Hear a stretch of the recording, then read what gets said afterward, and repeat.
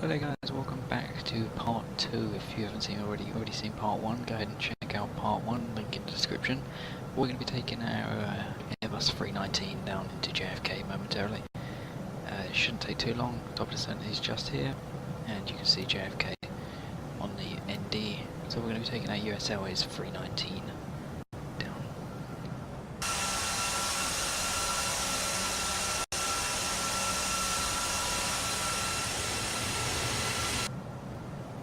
That being said, we can go down to our ND and we can go and insert the weather forecast for John F. Kennedy. So if we go through our phases and we go to our approach phase, transition altitude here at JFK is 18,000, so go ahead and type 18,000.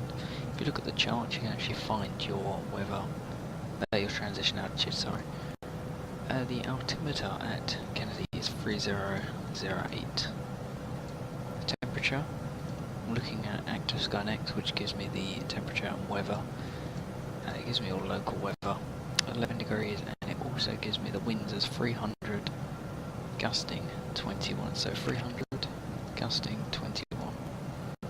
So we can go ahead and set that into the wind, and we're going to be config free. And we're going to be using a minimum of 200 on the radio.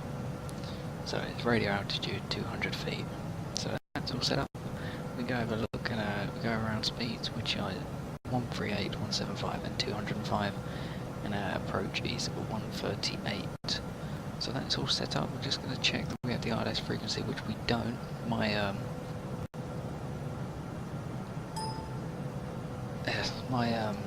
Airbus has a tendency to not give me the ILS frequencies, but we are going to be landing on 31 right, and the ILS frequency is 111.5. So we're going to set that in 111.5, and our course is course heading of 315 degrees. So that's all set up. We're going to leave the VORs as the aircraft wants the VORs. And we've just passed over our top descent, so we can just scrim CP down, and we'll go over descent, and we'll just descend down to our restraints.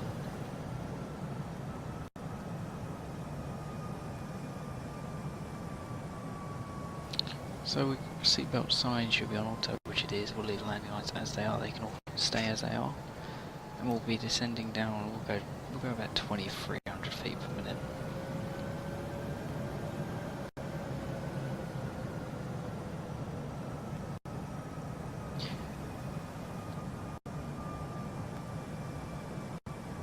Go ahead and actually we'll wait for the approach phase.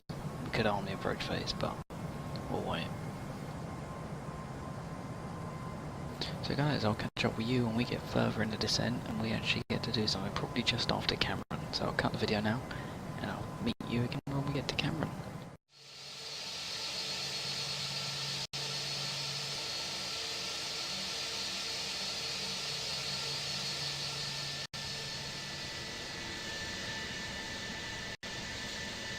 Welcome back guys, we're just descending. I believe we may have just passed through 10,000 feet. We have just passed through 10,000 feet, so we can put the landing lights on. And we can also put the seatbelts to on. They're already on auto, but we'll just switch them to on. As we're landing with config free, we can go and select the config free inhibit switch. Otherwise the aircraft gives us warnings saying we're not in a landing configurator, which is by default flaps full or flaps 4. But we're going to be landing in config free because most airlines land in config free with the Airbus. It's more economical. Config 4 gives too much drag. The final stage of an aircraft's flaps is normally known as the drag flap, so the last one creates so much drag that it's not really efficient for an airline to be using it. They burn too much fuel to compensate for the extra drag. But we can also go ahead and we're going to be using auto brakes low because we can vacate fairly late down the runway, to be honest.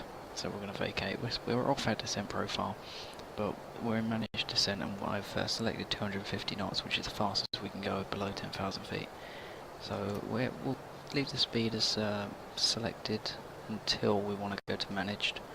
and then we'll leave the aircraft in charge of the speed. You can see we're quite nose down and we've got quite a high descent rate, but we're still within the aircraft's parameters, and if you're flying on VATSIM often you tend to get some wacky restrictions anyway, so we'll see how this continues. Hopefully we should reach our profile again by the time we get to turning onto the ILS board. It's like 3,000 feet, and there's our restraint. We should hit 3,000 feet just before the restraint, which is all good, so we can intercept from below. Go ahead and put our landing systems on. This gives you the localizer and the glide slope on your PFD. The localizer is the vertical, the horizontal. Sorry, I always confuse them. The localizer is the horizontal component of the ILS.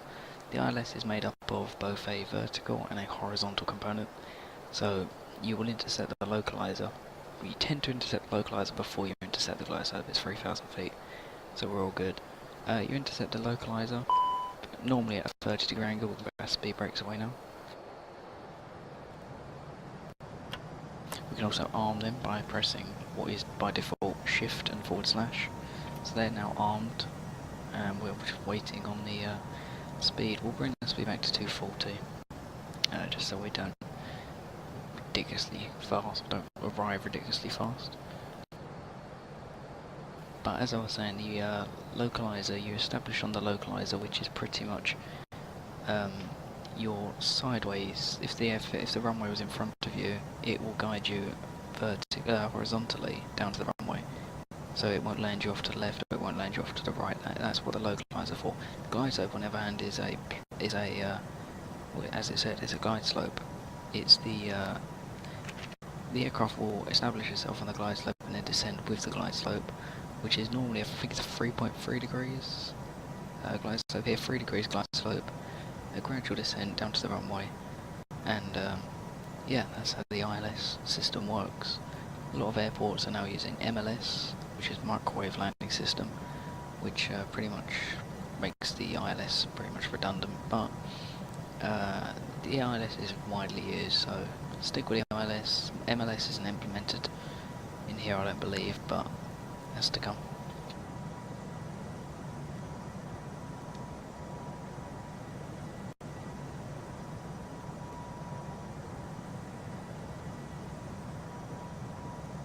So just keep an eye on our fuel. We've got 2.6 tons of fuel, so we're fine at the moment. Shouldn't have any issues with fuel, even if we have to make a go around. And just check the temperature. The temperature is 11, so we shouldn't need any anti-ice at all. So that's good news. Nobody really likes anti-ice. We're going to bring the speed back to 220 now, so we can actually start getting ready to configure for the turn as well. And I may even decide to go heading select because the angle is a bit dodgy. Actually, we'll leave it. We'll leave it on following the path. If we need to go off the path, then we'll have to go on heading select, which, as I said in part 1, right click on the heading and it will pop the knob out and it will follow the heading you dial in. So when you get vectored by ATC, you right click on there, or right click on the speed, or right click the altitude, and you can manually select your headings and speeds. Bit of a difference to the Boeing way of doing things with LNAV and VNAV. This is managed and selective. So we're just checking everything's fine. We've got some landing ahead of us, and JFK is over to our left. Put the terrain on. There's no terrain in the area, but just for the sake of having it on. There we go, we've got the glide slope is alive. I'm going to go ahead and arm approach mode. So when we can establish localizer will go green, and then we can get the glide slope will become green. At the moment being blue, they're armed. There we go, localizer star, captured localizer.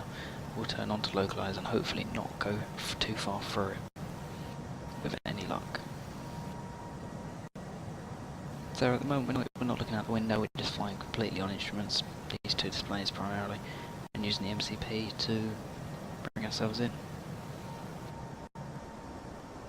I'm going to bring the speed back to 180 knots now as we get established, and then we'll descend to 160 knots. So we can actually go flaps 1 now. So flaps 1, you can see the flaps moving. There we go. flaps 1 is really just the slats, the leading edge of the flap, or the wing, sorry. This leading edge for the slats. The flaps on the trailing edge don't really deploy until you use flaps 2.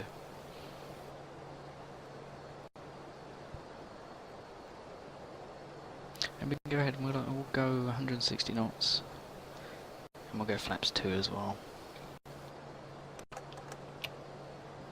Just make sure that your speed does not exceed the 2 yellow dots, if you can see those. The 2 yellow dots there are the maximum flap extension speeds for your aircraft, so right now is the maximum speed I can deploy to flaps 3. If I'm any faster than that, you're not meant to drop flaps 3, because you'll be going too fast for the flaps and could cause some damage to the aircraft. We'll go back completely to manage speed and we'll drop the gear now.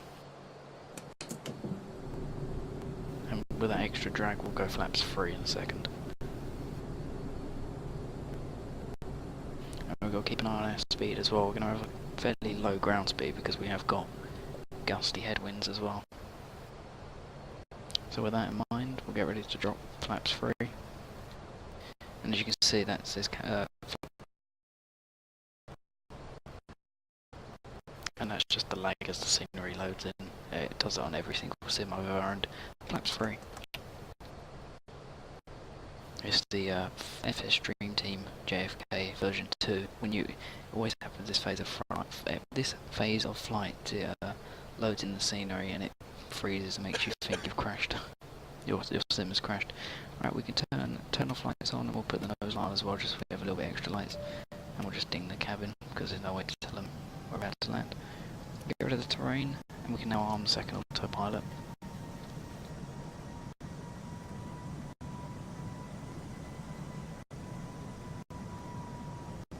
So just keeping an eye on our speed as well, because as I said, we have got the nasty headwind to make sure our speed doesn't drop too far. We don't want to stall the aircraft, that's the worst case scenario.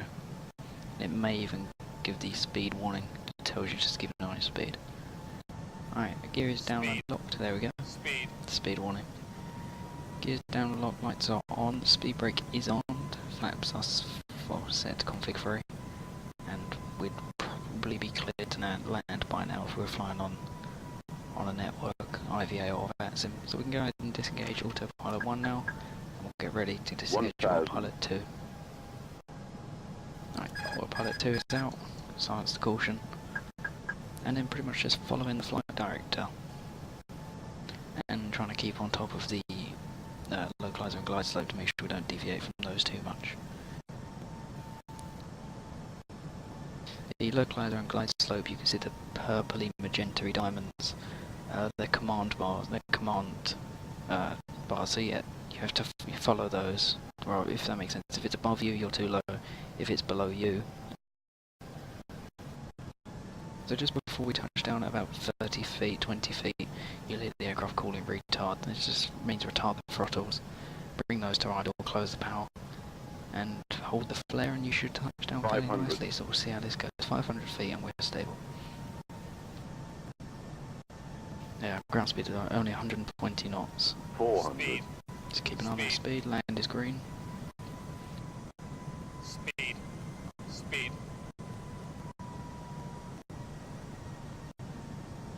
Just make sure we don't balloon up too much. 300, 100 the above. gusts, 100 above.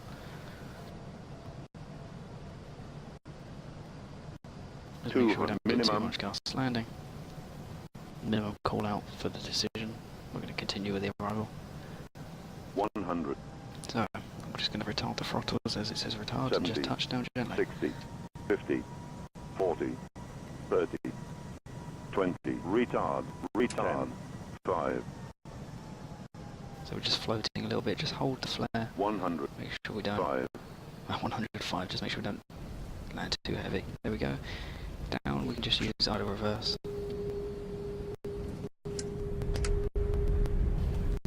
We've got reverse is now green. Speed brakes deployed, auto brakes low. And we've got decel.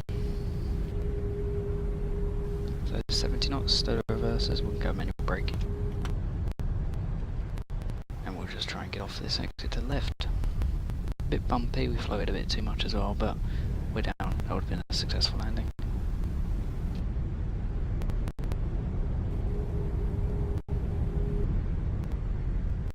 So we'll vacate here.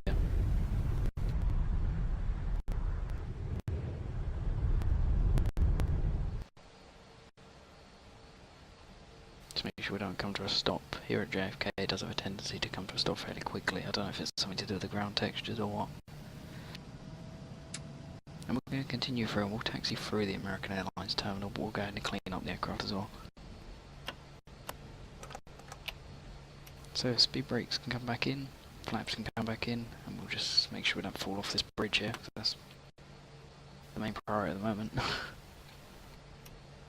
Reset our MCP, back to 18,000 plus 100, so set that back. Turn everything off on displays, not needed. Landing lights can come off. Strobes, everything else can come off. Taxi light, go to taxi. And we'll start the APU as well.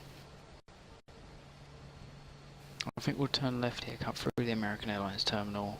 I don't know where US Airways park here, or if they do park for that matter.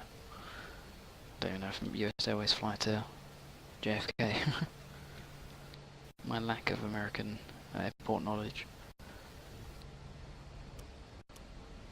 So chrono was 48 minutes, so not long at all to fly from Washington to here.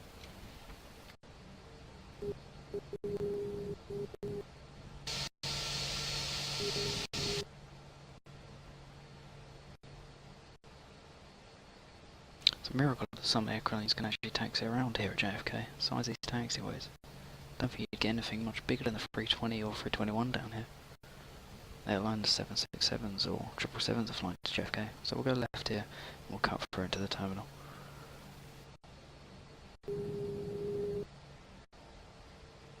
Bit fast there, and I just had the brakes.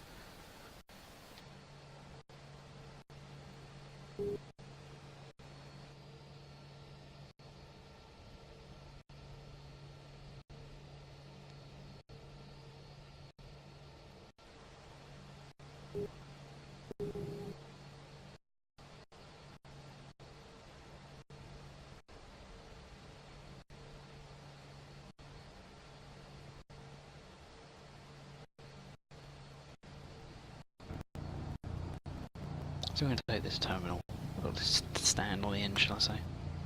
And I did it again, press the control and press the parking and press full stop, which activates the parking brake.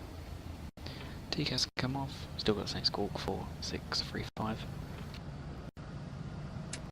And we can turn the nose light off as well. The APU is already running, so that's good.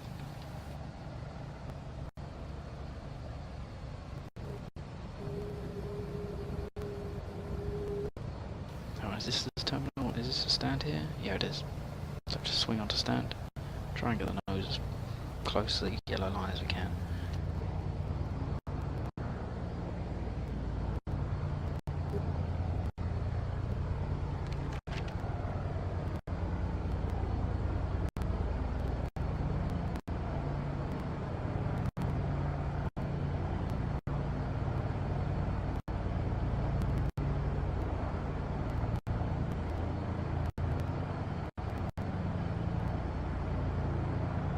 So parking brake is set, throttles are closed, just checking out on my desk.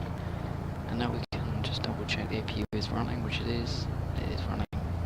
Get rid of the inhibit. And we can now get rid of engine 1. Make sure it spools down.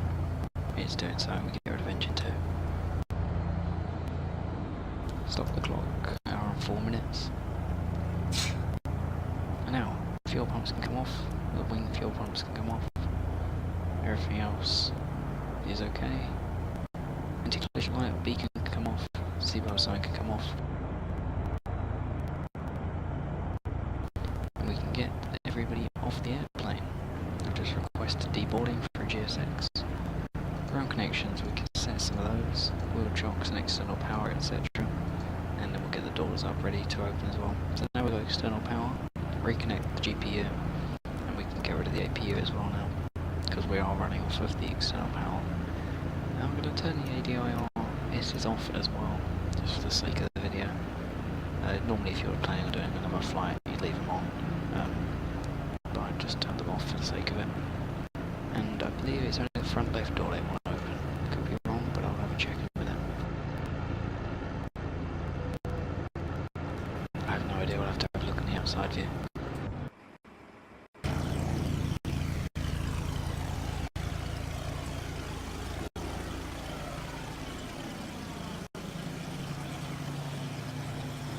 So yeah, guys, there we go. That was the, well, how I fly the Airbus. I know I messed up a few things, and I know you guys have probably, if you see this, you probably noticed the things I messed up on. I know what I messed up on. The December was completely messed up, but hopefully that gives some people that are learning to fly the Airbus a bit of an insight on how to use it without using the inbuilt checklists. Obviously, you have got the inbuilt checklist, which I didn't actually show.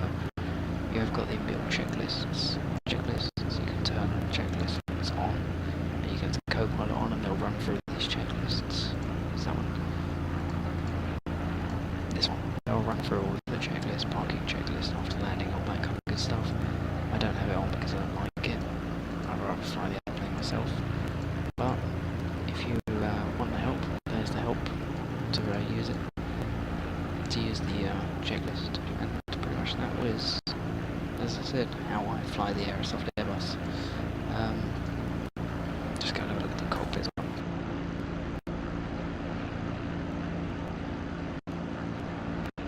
So yeah, this is prepared. This is the Airbus, and that is pretty much in a, or what would be a turnaround state, apart from the ADIRSs. If you wanted to completely shut the aircraft down, which we can do, we'll leave the doors open because they're doing everything. Turn the radio panel off, flaps are up, spoilers are in, everything else is okay. Just check everything, make sure everything's okay to turn off. Exit lights come off, smoke sign can come off, and I'll just turn all the screens off as well. I always tend to do that when I leave an aircraft in cold and dark, turn every screen off as well, because you wouldn't find it with, I don't know if you would in real life, but I wouldn't want to find the aircraft with the screens on as soon as you apply power to the aircraft. So anyway, center fuel pumps come off, battery can come off, and with that being said, we can now go to the GPU, and the nav lights can go to off as well now. So there we go, completely unpowered. Well, there is a GPU connected to the front of the aircraft, which you may be able to see off the nose. Nope, can't see it out the window. Maybe we can see out the window. Maybe I was lying. Nope, can't see it. Just shut that window back up. Anyway guys, that was my first Airbus tutorial. I will probably try and get around to doing another one, probably a more in-depth one. But this is just for the time being, to see if you guys liked my tutorial, if I'm any good at it. Hopefully that's the case, but you never know. So once again guys, thanks very much. Parking brake come off, we want chocks. Thank you very much guys if you watched this. If you liked it, give it a like, and feel free to subscribe, and I'll be trying to do more of this kind of video. So once again guys, thanks very much, and I'll see you guys soon. Bye bye.